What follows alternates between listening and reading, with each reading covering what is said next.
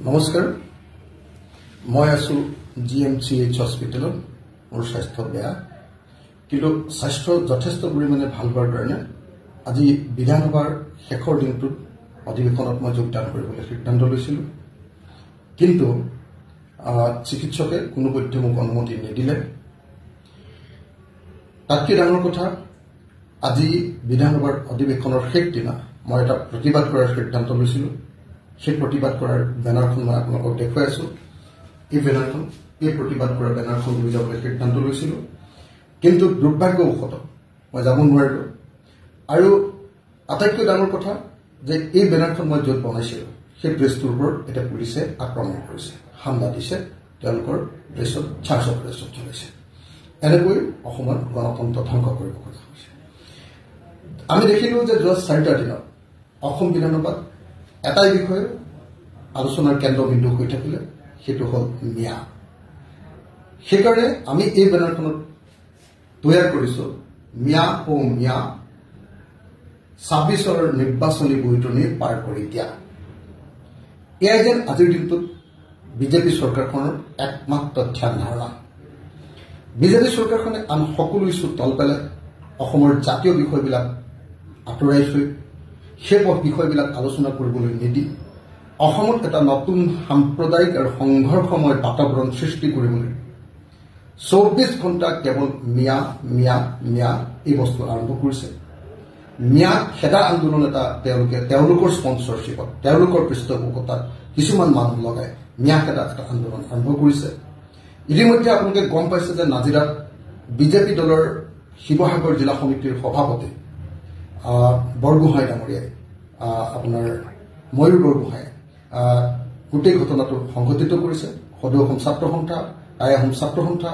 লাচিত সেনাৰ নাম লৈ তেওঁলোকক মাৰপিট কৰিছে আৰু তেওঁলোকক লাচিত সেনা জিন্দাবাদ সদৌ অসম ছাত্ৰ সন্থা জিন্দাবাদ আকাশো জিন্দাবাদ ধ্বনি দিবলৈ দি এটা আৱেগিক আৰু এটা সাম্প্ৰদায়িক পৰিৱেশ সৃষ্টি কৰিবলৈ যত্ন কৰিছে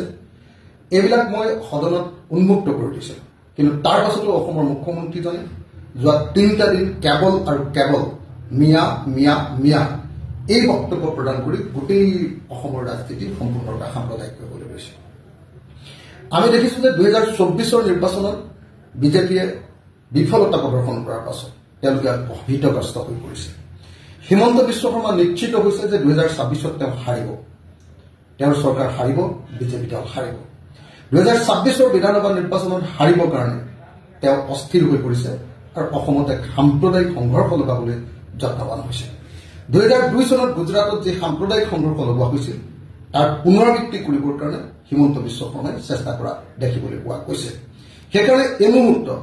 চৰকাৰৰ স্পন্সৰশ্বিপত সমগ্ৰ অসমত হিন্দু মুছলমানৰ এক অবিৰত সংঘৰ্ষমূলক ৰাজনীতি কৰা হৈছে সেইকাৰণে আমি তাৰ প্ৰতিবাদ কল্পে আজি বিধানসভাত মই এই বেনাৰখন লৈ যাব খুজিছিলোঁ কিন্তু মোক ডাক্তৰে অনুমতি নিদিলে যাবলৈ আৰু এই বেনাৰখন বনোৱা প্ৰেছটোত এতিয়া হামলা দিছে পুলিচে তাতে চাৰ্জ অপাৰেশ্যন কৰিছে ইয়াত আমি কৈছোঁ হিমন্ত বিশ্ব শৰ্মা এজন মিয়া মানুহৰ ওপৰত উঠি আছে সন্মুখত আছে বিশাল ব্ৰহ্মপুত্ৰ সেই বিশাল ব্ৰহ্মপুত্ৰ হ'ল 26ৰ নিৰ্বাচন সেই 26ৰ নিৰ্বাচন বা বিশাল ব্ৰহ্মপুত্ৰ পাৰ কৰাই দিবৰ কাৰণে হিমন্ত বিশ্ব শৰ্মাই এজন মিয়া মানুহৰ কান্ধত উঠি গৈছে আমি কৈছোঁ মিয়া ও মিয়া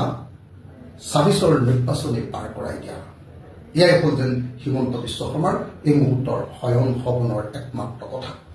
এনেকৈ হিমন্ত বিশ্ব শৰ্মা নামৰ অসমৰ মুখ্যমন্ত্ৰীজনে অসমক সাম্প্ৰদায়িক সংঘাতৰ কেন্দ্ৰবিন্দু কৰিব খুজিছে তেওঁ ক্ষমতা লাগে ক্ষমতাৰ কাৰণে তেওঁ বলীয়া ক্ষমতাৰ কাৰণে তেওঁ সকলো কৰিব পাৰে আৰু এই কামটো কৰিবৰ কাৰণে এতিয়া সংঘৰ্ষময় পৰিৱেশ সৃষ্টি কৰিব খুজিছে